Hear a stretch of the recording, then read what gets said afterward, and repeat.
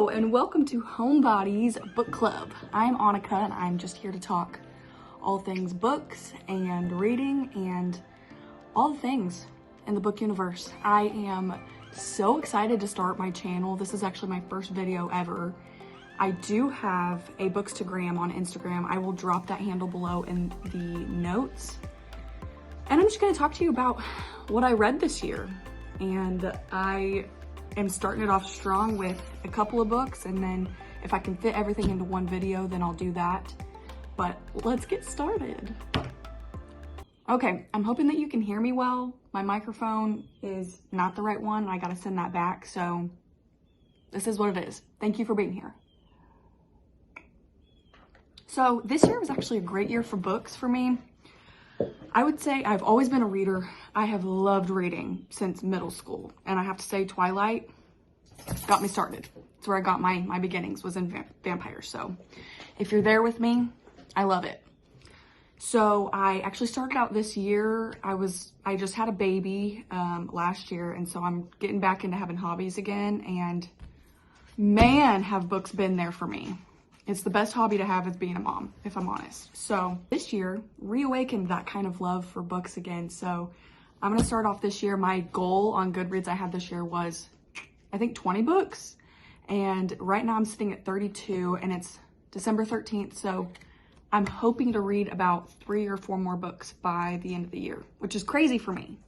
That was so cool getting to surpass my goal and finding a new love again for books. I did start off the year strong with Love in Other Words, and I'm a physical book gal, and you're also going to find about me I'm a spine breaker, so if that disgusts you, then this might not be the good channel for you. So Love in Other Words, let's get into it. Okay, Love in Other Words is a romance, and it is about a girl who's a pediatric resident. She is engaged to a very successful older man, and she's busy. She's just doing life, and her fiance has a daughter and she likes being there for her. But she also ends up running into an old flame, Elliot, while she is out doing whatever she does, and is remembering how they met. And he's a really old flame, like teenage years is, I would think, her first love, I guess. And it keeps flashing back and forth in between then and now, which I really liked about this story. I love a kind of story where you don't know, you're in the present and you don't know what's happening in the past. Like you don't know what's happened and you just keep getting flashbacks and then coming back forward. Here we are, flashbacks, until you kind of get information a little bit as it goes. I loved that about this book. It was so cute. And also I love when a book has the characters love reading. Makes me love them a little bit more. I love Elliot. So sweet. I love him as a character. I loved Macy. She's the main lead.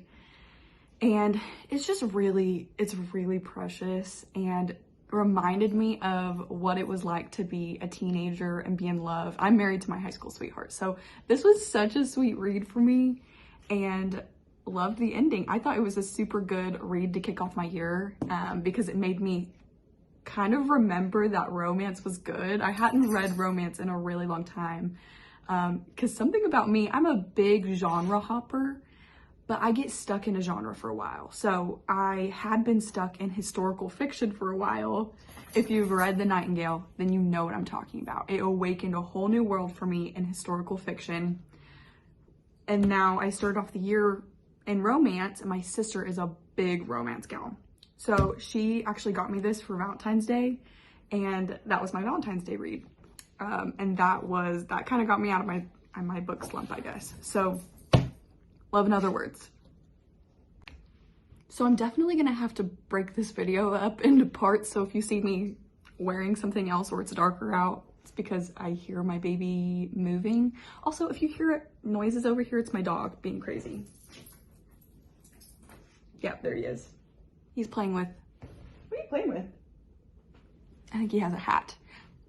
I can't with it right now. Okay, so anyways, if I'm wearing different clothes next time you see me, that's why, because I'm a mom.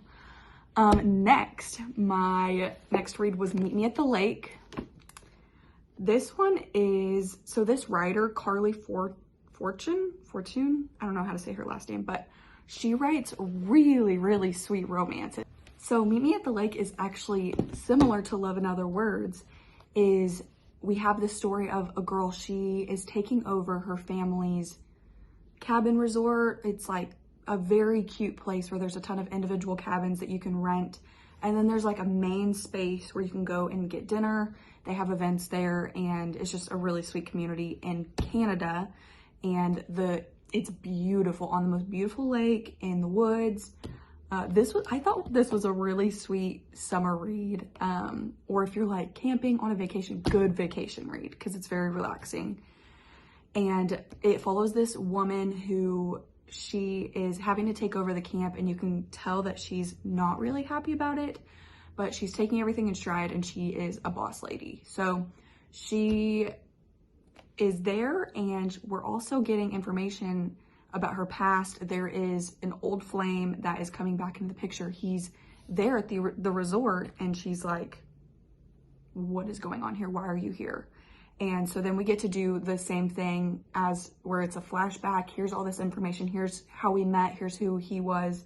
And then here's here we are now. So it's another one of those, here's information in the past. And so we have to keep going forward to get that past information. And it is very steamy, I would say, this book. It's very sweet, but it's also kind of heartbreaking, where you know, whenever you read a romance book, there's always going to be the one big thing that is keeping them apart. And this thing, I was like, are you kidding me? Like, I could overcome that in one communicated sentence, but it was good, and it was a fast read, so I'm not gonna dock points for it, but I would say fast read. It's worth it. So super cute. And then I did something interesting, and my next book was Lessons in Chemistry. I would say I am not the type of girl who reads academically centered books, or what is the dark academia. Maybe it's going to be my next phase. If I read one good book that is in that genre, then it opens up a whole new world. So I started this off with Lessons in Chemistry, and I would say, I'm not sure if it's historical fiction now that I'm thinking about it, but it is in a different time period. I believe like 1960s. So a male-centric time, and it's about a woman who is a scientist, and about her trying to make it in that world as a woman where there are really no women in that field. And she is a boss. She really says F the patriarchy, and she wants to bring it down. So she's a great lead character. There's romance, a really tragic romance. And it's so interesting because in this story, this woman who is a scientist, she ends up along the way becoming a cook on a TV show. What is that called? A TV show? Chef? I don't know. She shows people how to cook because she's so analytical, type A type kind of mind. She knows how things work. And so because she knows the chemistry of cooking, she wants to teach it to women. She doesn't really enjoy being on this TV show, but she's really hot, so the guys like that.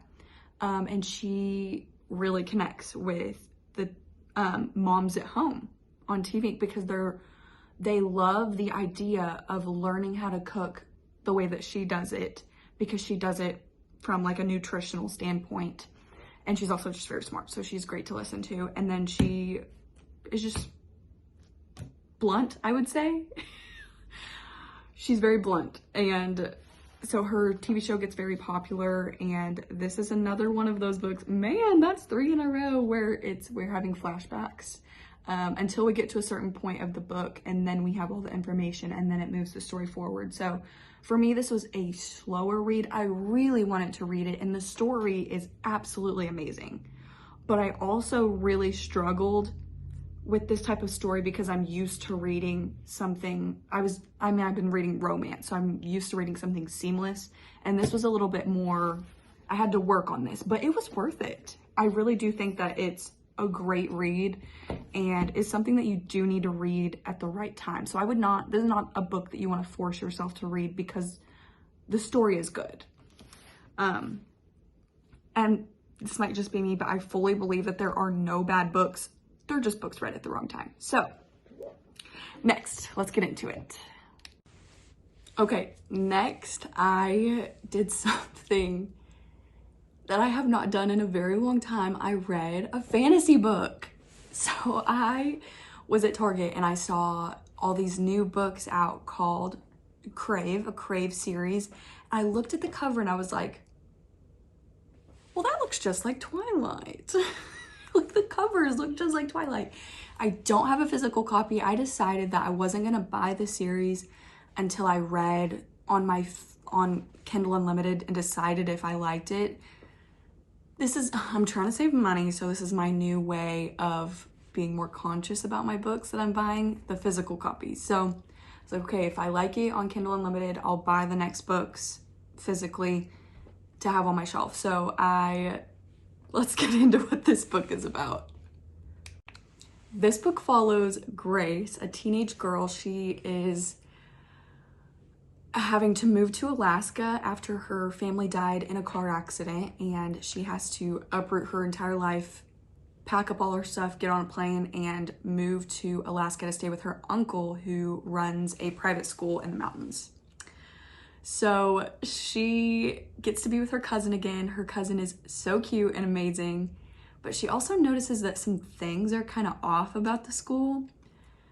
This is also a very young book. If I had read this in maybe like younger high school, middle school, I would have loved it. It would have been right up my alley, but alas, I am 25, so it was more of like an ironic read for me. It was funny, I will say, but she has very teenage thoughts. She's very teenager. She meets this boy that's very mysterious, and she is like, wow, he looks just as tortured as I am because my family died. And he tells her whenever it's her first night there, he says, you need to leave. You're not welcome here, and is basically really rude. She can't leave, she has nowhere to go, so she is just getting adjusted to life there and is trying to make friends, but everyone seems really weird. She can tell that there are certain cliques where other people fit in, and they're very, very strange. She ends up, I'm trying not to spoil this for you guys, finding out secrets about this place that reshapes everything that she knows about the world. And spoiler alert, vampires and more. But vampires, it's like so funny to me because I guess Twilight, the series, is canon in this series. So the world of Twilight didn't really exist, but like Twilight being a book existed in this book, and they talk about it and quote it. Like Jackson, the main guy that she is smitten with, ends up sending her Twilight to read. Absolutely so funny. This was a fast read as well. I thought it was so ridiculous and funny, but I did love it. I ended up reading the second book. Okay, so I did read the second book. I needed to know what was going to happen next because the ending was so cliffhanger. I was like, okay, well now you've got me. I did not ever end up buying the physical copies, and I'm glad that I didn't. I read the second book on Kindle Unlimited, and I started the third book and did not finish it. So do with that what you will. That I would say it's for a younger generation, but unless you want an ironic read, which I love an ironic read at the right time. And it also opened me back up to fantasy. So I was like, okay, every book has its moment. So this was its moment, and then it ended. So I won't get into what the second book is about, but if you are interested in like a lighthearted fantasy, I would say go for it. Do it. Let me know if you liked that series. Okay, since we are in the world of fantasy now, I went to Walmart and I was like, okay, let me find a new fantasy. Let's see what we've got. And our selection here at our Walmart is really bad. I live in a small town, so it is what it is. I saw this book on the shelf. It is from Blood and Ash, Jennifer L. Armentrout, which I had heard stuff about her, that she is a good fantasy writer. So I was like, okay, you got me. I'm jumping in. So from Blood and Ash, whew, so this is a series that I wish that I had just done on Kindle Unlimited. I don't need to own this series, which I only bought the first book because it was at Walmart, so it is what it is. It is about a girl who is called the Maiden, which means she's untouchable. You're not allowed to see her face. She wears a veil at all times. And she lives with the Dutch and Duchess of her city. So her thing is that she does not want to be the Maiden. She is, for some reason, she has scars. She has a scar on her face and scars all over her body from an attack that happened when she was younger. We don't get a lot of information about what happened when she was younger that led to her becoming the Maiden, but that comes later. And she doesn't really know all that entails in what this means, but basically on the day, on this really important day, she will be sent to basically be an offering to the gods. And she'll become, what do they even call it? I can't even remember what they call it. An ascended. So she will ascend, and the ascended are basically immortals, and they have really cold eyes, and we don't know a lot about them in this book because the ascended go to live in the capital city where the king and queen are. So she's gonna go be an offering for that, and then she'll be able to ascend, is what she's been told. And so she lives a really sheltered life, but on the DL, she has a really amazing father-like figure that's her guard, and he trains her in combat. So she's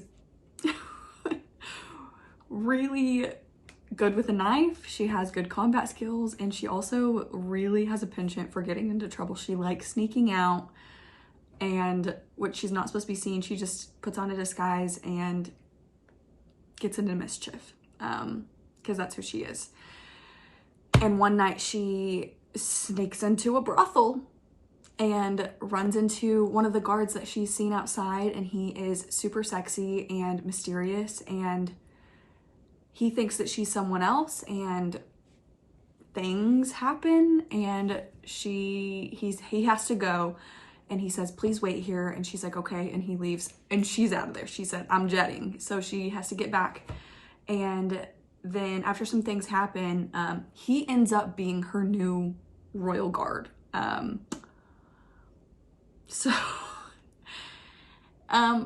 it's interesting. The world building was not there for me, but that's the thing with a series, is that it's hit or miss, because you have a whole series, an author has a whole series to plot out and bring out all this world building. It's just a personal decision, and I didn't love it, but that doesn't mean a whole lot, because I did read the second book and I started the third book. So I guess the third book for me is make it or break it, because I also didn't finish the third book of this series. The second book, we do get a lot more information about the world, and then in the third book also fills in a lot of those gaps. Started to lose me.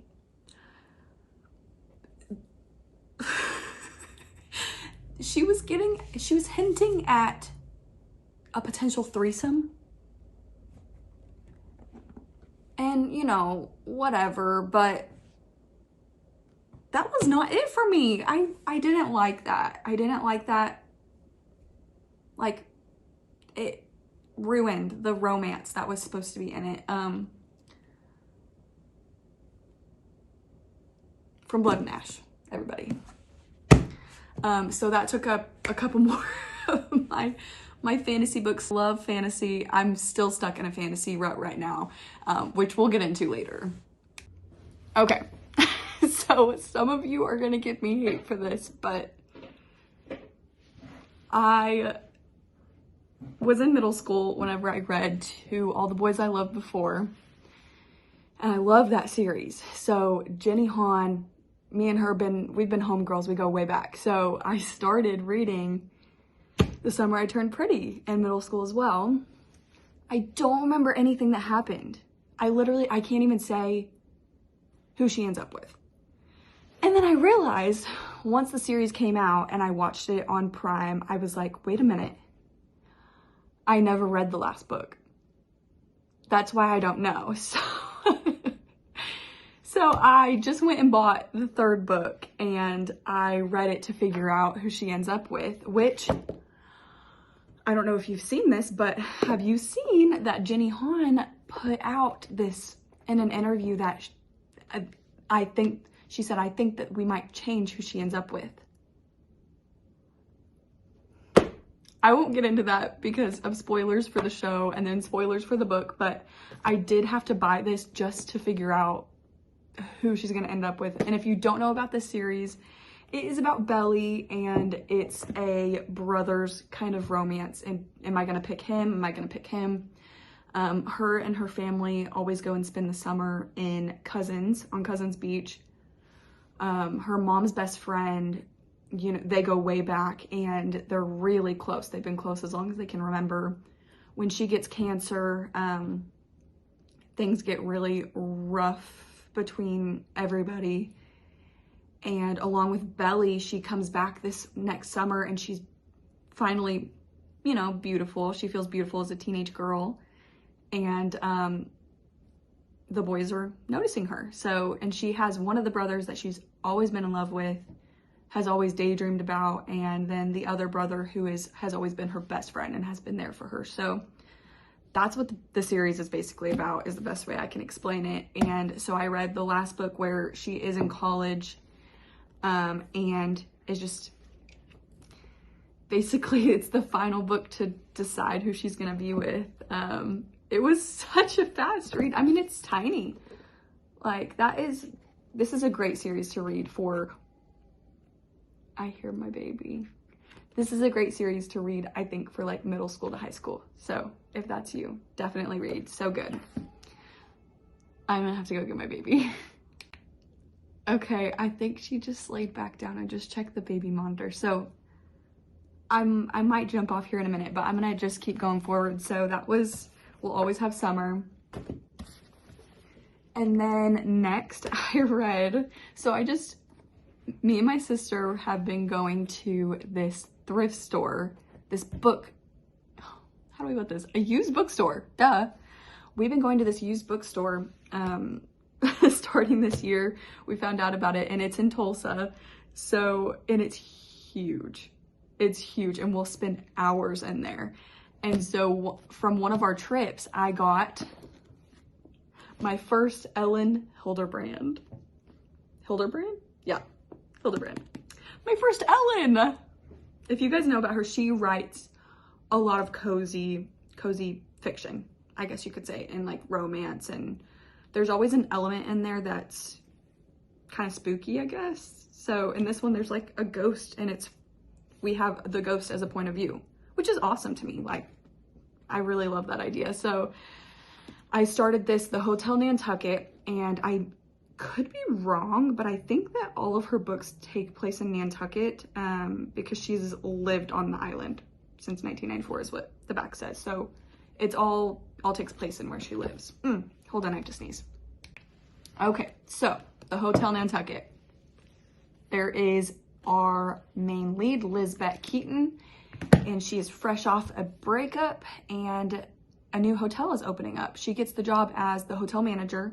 She has a lot of experience running a really popular restaurant in the city, and she basically has her revenge, gets her revenge body and throws her life into her work working at the hotel. And her goal for this hotel is to get the 5th key, which is basically there's we'll say an Instagrammer that is like a lifestyle travel blogger and is really renowned. No one actually knows her identity, but she travels and stays at different like B&Bs, hotels and stuff like that, and gives them a rating. And a lot of people follow her, like follow along with where she's going, and a lot of people really listen to her advice on which places are the best to stay at, and no one has ever gotten the 5th key.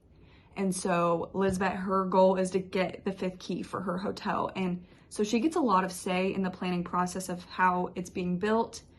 It's being paid for by a very, very rich man that lives, I think, in England. And we don't see a lot of him. There's a lot of moving parts. There's a mystery. It follows a lot of different point of views. And that's something that I really love about this. It's not your classic romance fantasy story because there are so many different elements involved. And so, like, when I looked at this, this did not look interesting to me. This is just not who I am. I don't see a cover like this and go, yes, that's the one. But it was really good. It was really good. If you were to come to me and say, hey, I really want a cozy but interesting read, what do you recommend? This is what I would recommend. Okay. So we're about to get into the nitty and gritty of more of the recent books that I've read. I've left a lot of books out of this review because I've read also some Christian books. And if you're interested in knowing about some of those, I can do an extra, a different video if you are interested in some more Christian content. Drop me a comment below if you're interested in that. But we're about to get into something interesting, which is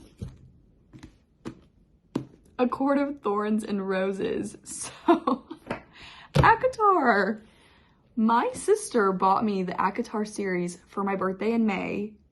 And at the time, I was not interested in reading a fantasy series. Especially, I didn't know anything about this series. So, especially because of that, I was just not ready. And then after I read Crave, and then I read From Blood and Ash, fall was coming around, and I was like, ooh, it's spooky time. I kind of wanted to read a fantasy. So I got into this series, and I have to say, I was disappointed by this book. Everyone hyped it up to me, and I think that is why I got a little bummed out, because I did not think the first book was good, to be honest. But if you don't know anything about it, I'll give you a little blurb. So it is about a girl who is basically living in poverty and is having to support her family. I think she's like 17, 18, 19. Oh gosh, I don't know what age she is, but she's pretty young. And she is having to go out and hunt in the dead of winter for food for her family because her family sucks. They don't do anything to help. She's out hunting one night and sees a wolf. Thing about this wolf is she's not sure if it is a fae. Oh, I gotta sneeze again. Sorry, I think I have a cold coming on. My daughter is getting sick, so sorry if I have to keep getting off to sneeze. So basically, back to it, she sees this wolf and she's not sure if it's a fae or if it's actually a wolf. Fae live on the other side of the wall, and they're really feared by the humans. And so she sees it, she's like, screw it, we don't like the fae anyways. I don't know if it's a fae or a wolf, but either way we gotta eat. So she kills it, and it just stares at her while she shoots it in the eye, and then takes back the food, and then sells the pelt at a shop to some lady. And then the next day, this giant monstrous creature bursts into her house and says, you killed my friend, you done it, so you're gonna have to come, and you can either come and live with me in the spring court, or I can kill you. And it's no brainer, guess I'm going with you. And so she decides to go and live with him, and is super weirded out and is getting to know everything about the Fae world, which the Fae world is really dangerous. she can tell while she's there that there's so much going on that they're not telling her. There's some secrets, and this is also, I don't think I mentioned this, Beauty and the Beast retelling. I did not know that. And so the whole time I was like, why are we doing this Beauty and the Beast thing? I didn't know that that was like an actual thing to expect from this book. So the Fae that she's living with, they have masks stuck on their face, which to me was so comical. I could not picture the whole time. It would just make me laugh. So anyways, it is a fun story, I have to say. I am glad that I read it because the rest of the series is phenomenal. We will get into that. It was phenomenal. So I highly 20 out of 10 recommend reading, even though I did not like the first book. I think that that is okay for a fantasy book because whenever you're writing a series, there is so much that you have to get into in a world that it's hard to do in one book. The point for me when it got really good was the end, really. Or like the last portion, like chapter 35 and on. So if that's encouraging to you, power through. Power through, my friend. So this launched me into a fanatic reader's addiction because I opened the second book and it was great. Let's get into that one. Okay, so I'm officially in the Massiverse. SJM, you killed it on this one. Everyone talks about this one. If you're on Bookstagram, you know about this one.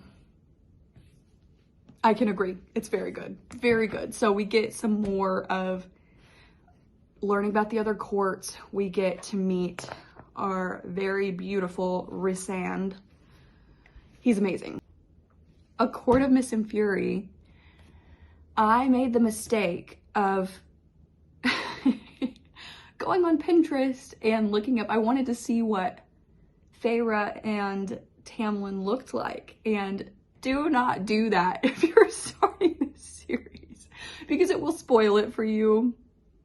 Don't do that. So A Court of Mist and Fury was super good and basically takes everything where we left off in A Court of Thorns and Roses, builds on that, but shows us a lot more of what our lead character Feyre is feeling in the aftermath of everything that happened in ACOTAR. I really enjoy that in a character. I want to see progression, like mentally, physically. I want to see them grow as a person throughout a whole series, and this was exactly that. So I love this. And Enemies to Lover, yes, please. I won't get into this series fully because if any of you haven't read it, I don't want to spoil it for you, but I'll just give like a basic overview. Love it. World building. Huge, by the way, but it gets bigger. So this series awakened something in me, something primal that has to do with reading. After I read this series, and I think it took me maybe 2 weeks to read this whole series because I'm mental and I stayed up very late. But it launched me into the Massiverse, and I'll talk more about that. So A Court of Mist and Fury, love it.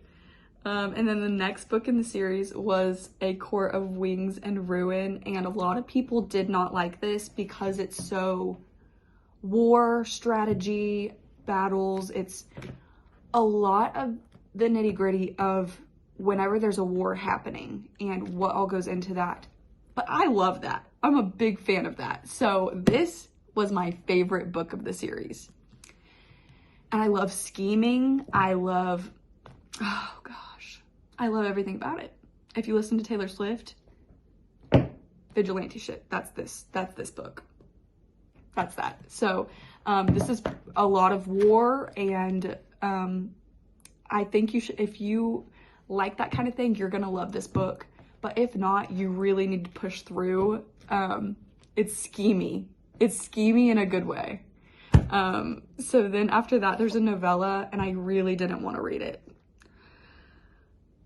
I did push through, and I could have looked up a summary of it and been fine, but it was short. So I was like, you know what? I'll devote my time, and then I get to add another book on my end of year goal. So this is, oh, I can tell you what it's about.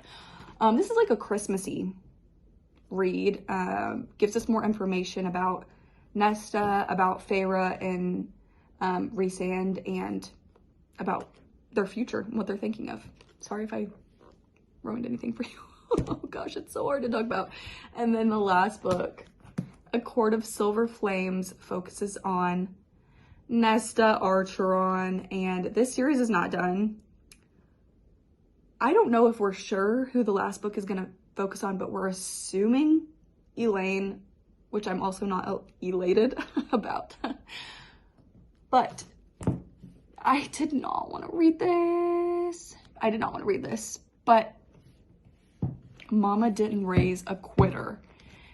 And I do have to say, in the moment and immediately after, I was like, that was not good for me. But now that I've had time, I think this is a really good book. A lot of people love this because it is very smut heavy. I don't really care about that as much. I really care about a strong female lead though. And that had this for sure. Like, this is anti-hero right here. Focuses on Nesta and her character development, her power, her strength, everything. There's a lot of filler in here. So that's why it's kind of a tough read, but you have to read it. You gotta get to know everything in the Massiverse. So just push through. That is the ACOTAR series. And now let me tell you something. Now that I'm inducted, of course I had to go back and read A Throne of Glass. Let's talk about it. Like, I need to pan down. Like, are you serious? Are you serious? This series is huge. It's huge. And like, I have not read a series this large since Harry Potter, which even looking back at that, this is way bigger than Harry Potter. Way more content, crazy. So a lot of people have left off reading this series because this book, SJM, she wrote this in high school as a teenager, and it does show. But in the same way, I think this is an advanced writing for someone that young. It is a great story, and I can't believe it lived in someone's head.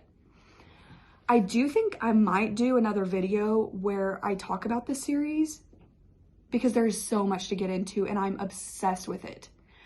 I do want to say that this was my read for the year. Not this book specifically, but definitely this series was, I would consider my read of the year. My book of the year that was my favorite was definitely in this series. This focuses on a young girl who's an assassin. She was put away in prison in a salt mine to do hard labor until she dies, when a prince comes to summon her and lets her know, I will give you your freedom if you come and compete in a challenge to become the king's champion and you win. You will serve the king for 4 years, and then I'll let you go.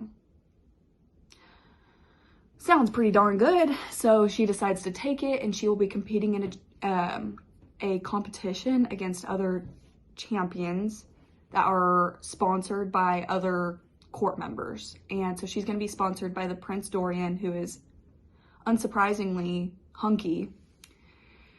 And we get to know this character, Selena Sardathian. She's the assassin female lead. She's super cool and so different from me that I love her. I love when a character, I'm like, you are nothing like me. You're so cool. So I loved this read. There's mystery. There's a lot like ACOTAR, and a lot like fantasy books. There is not a lot of world building in this first book, which is to be expected when the series is this huge. So yeah, I do have to say, don't condemn me for this, I have not read Assassin's Blade, and I don't think I'm gonna read it until I give myself some time. I think I'll circle back and read it. If I decide to do a breakdown video of the whole Throne of Glass series, I promise you I will read it, but I did not know that it existed. So here we are.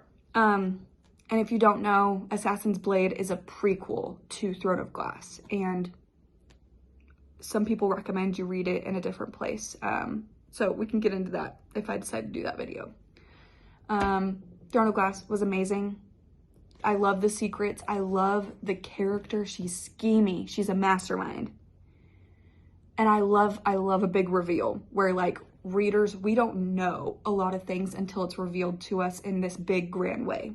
And I love that about this series. So I won't get into all of that, but I will tell you, let's see. Empire of Storms. Let me get this out. This was my favorite book of the series, by far. So good. It is so good. And it is, let's see, 1, 2, 3, 4. It's the 5th book. So you have to stick around. You have to stick around. I 10 out of 10 recommend this series. Okay, so I'm not necessarily going in order because I have to go back. I read Fourth Wing sometime in fall. I actually think this was an October read for me, and it was definitely before Throne of Glass and before ACOTAR was that I read Fourth Wing. I saw some musings about it on Instagram, and I was just at Walmart and I wanted to go get another book to read, and so I saw this one and I had seen the name float across my Instagram, so I was like, okay, well, I recognize it. Everyone said it was good. I did not expect for how good this book was, and this book quite literally changed my life. It was so amazing. This is going to be my top recommend for any reader. Anybody who ever asks me what book to read, if you have not read this one, you read this one. This is like, I've seen people describe it as fantasy for people who don't read fantasy, and I think this is a good gateway to fantasy. I wish that I had read this before Crave and before From Blood and Ash, because it's great. And I think what made it great for me are the characters. And I think that's with any book. If I love the character, that's it for me. I don't care about anything else as long as I love the character. So this story is about Violet Sorrengail, who has been training her whole life to enter the Scribes Quadrant, where you basically write up history. I don't know what else you do. You read a lot of books. So sounds like a great place for me, honestly. And her mom is forcing her to go and basically try to enter the Writers Quadrant, where oh gosh, it's really deadly. There are dragons. Why is this so hard to explain? Basically, a lot of people die trying to get into this quadrant because left and right, you're having to fight. You're having to cross this really tiny bridge and people push you over and compete in challenges that are really deadly just to make it to threshing, where you can maybe bond with a dragon. The dragon has to choose you so that you can defend the country. That's basically end goal, is to make it through this quadrant. I would think like the Air Force or like the writers. So she's being forced to go into that quadrant by her mother, who is the general of the army, and she has a health condition that I can't remember what it's called, but it makes her joints pop out really easy and her bones break easy. It sounds really awful and hurty. She has that, and she also has half of her hair, like from the bottom down, is gray, and so to me, I'm like, that's kind of really cute. And she's tough and she's smart, so she enters the quadrant and then meets this very, very sexy man named Zayden, who wants to kill her because her mom killed his dad when his dad was leading a rebellion against the country. Sorry if I'm not explaining this well. I'm sure there are much better videos out there to explain this to you, so I won't rest on that too much. So basically it is all about her trying to make it through the quadrant and survive this man who is very sexy, and she has very real thoughts about him. I thought it was funny, it was smutty, it was very good, and Iron Flame just came out like a month ago, and that's the most recent read I just did. I finished it last night, and I don't know how to go forward after reading it because it was so good. It was so good. Anyways, Fourth Wing, 1,000,000% recommend. So since we just talked about it, I'm just gonna go ahead and talk about Iron Flame. I don't want to give away any details, but this is following the story. Oh my gosh. So it is divided into part 1 and part 2, and I was thinking if part 1 had been the end of the book, I would have been okay with that because there was so much information and world building in this one. I had a hard time getting started. I thought the beginning was rocky, but it was so good after I pushed through. I don't want to reveal anything. I have not yet talked to my sister about this, but when she gets off work today, we will be having a full-on conversation about this. If you want to get a deep dive into this, I can also send you to my favorite podcast that I'm listening to where they go over all the details of Fourth Wing and Iron Flame. So good. I won't get into any more of that just because I could literally throw up now thinking about it. Okay, so after reading all of that fantasy, after I finished Throne of Glass, I really wanted something to kind of bring me back down, a smooth read, an easy read, and so I bought Twisted Love. I saw a lot of interesting feedback on this one, so I did want to read it and see what I thought about it. It was a palate cleanser for me, I will say, and you'll hear me say that a lot. I will read a book as a palate cleanser from reading something really adventurous to kind of like bring me back down. Twisted Love is about a college girl who is living next door to this really, really rich guy who is her brother's best friend. And he is, I would say, grumpy sunshine trope. I don't know, I don't want to talk about tropes too much because tropes kind of give away a lot of what the book is about. But if you like billionaire books and if you like grumpy sunshine trope, definitely Twisted Love is for you. I know that this is a 4-book series, and it's one of those, Anna, she does books like this where they're interconnected, where she introduces characters in the first book that will be what the series is about. So the next book is about, it's called Twisted Games. It's about Bridget, one of our main girl's best friends. So I actually think that I haven't read it yet, but I think I will like Twisted Games more than I like Twisted Love. I didn't like this book, to be honest, just because I realized I don't like the billionaire trope, and I'm not sure why. Maybe just because I don't care. I don't know what it is about it. I don't know, but this was very smutty, and I think that's why people are obsessed with it, because the smut in it is jaw-dropping. It's jaw-dropping. Like, I was cackling reading it because I could not believe it. I could not believe it. It was so if you're that kind of person, that's fine. I'm not, but every once in a while, if I've read something so intense, I need to read something so ridiculous. And so it was good for the time that I needed it, but I would not pick this out as a book that I would recommend to anyone. In fact, I don't even think I posted it on my Bookstagram because I was so embarrassed to let anybody know that I read it. Twisted Love, I haven't decided yet if I'm gonna read the next 3. So that leads to King of Wrath, which is another Anna book. Is it Anna or Anna? I'm not sure. she's a fantastic writer. I do have to say, the way that she writes, she is very skilled. So I will say that. No shade to her. She's a great writer. I don't know why. I thought this was going to be a fantasy. I bought the whole series. Target was doing the buy two, get one sale. And so I bought all 3 of these. Are there just 3 now that I'm thinking about it? Yeah, there are just 3 and it's interconnected just like Twisted Love.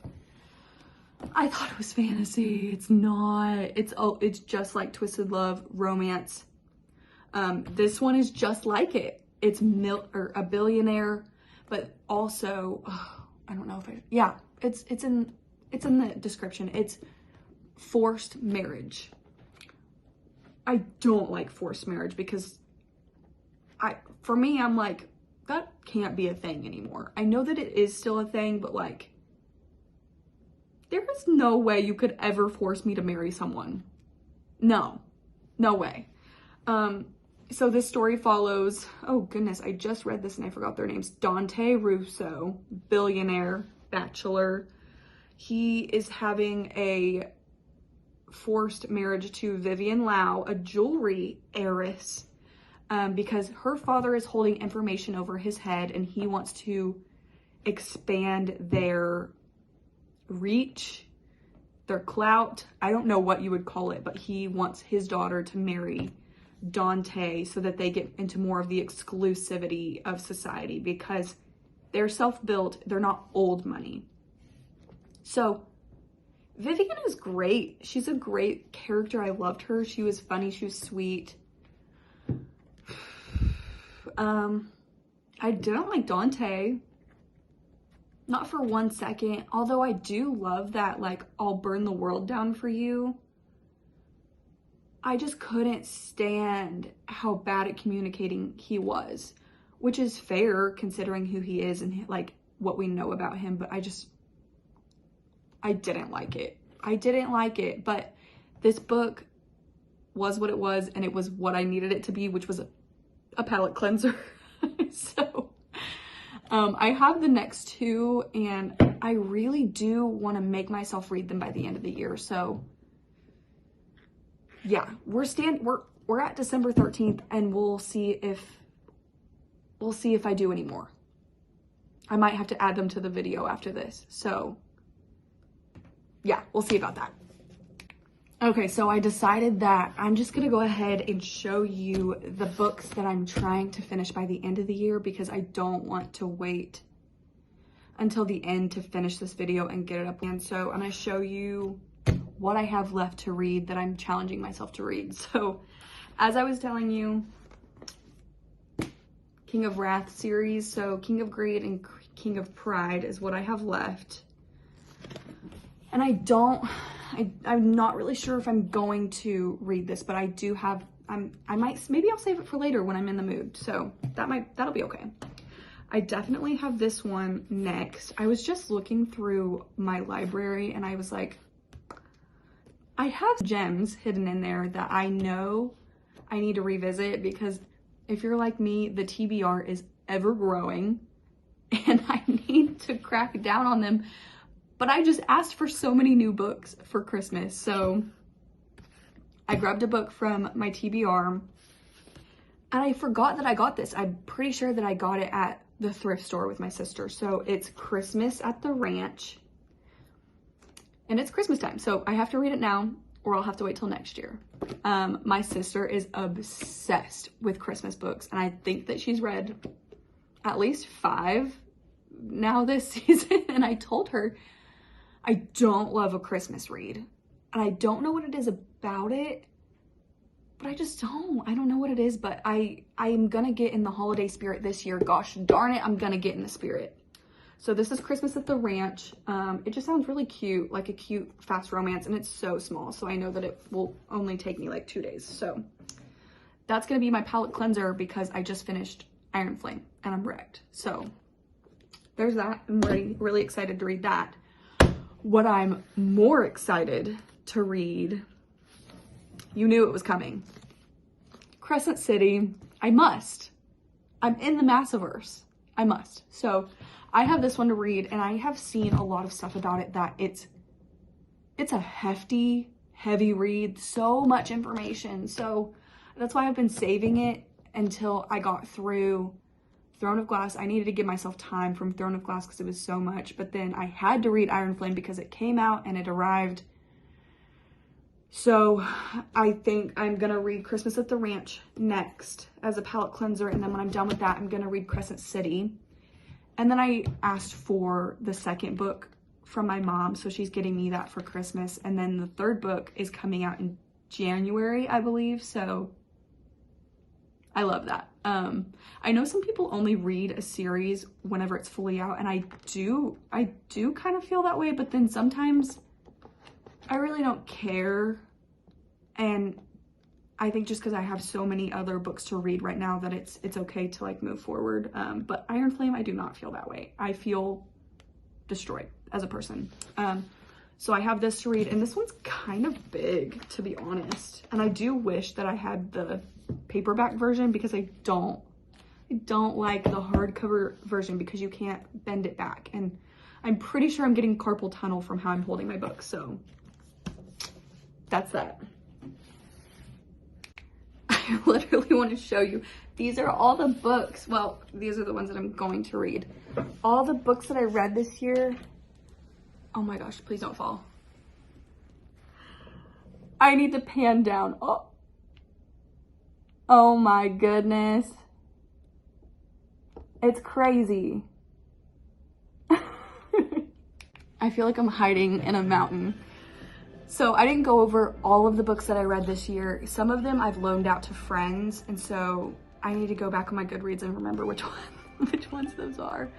And then other ones, like I told you, some of those are some Christian books that I read. So if you're interested, please let me know. I would love to talk about some of those as well if I have any interest. So let me know, what were your favorite reads of 2023? What are you looking forward to reading in 2024? Or have you guys met your book goals? For me, I was really excited about a book goal this year because I have a new love for reading. I really wanted to push myself. So I think that for next year, I'm gonna set myself at a 50 book goal. We'll see how I do. Anyways, please subscribe. Drop your comments below of some more content that you might wanna see. But I'm so excited that you guys stopped by and watched this video. It means so much to me. Again, this is Homebody's book club. If you're a homebody like me and you want to read rather than go to events, then you are in the right place.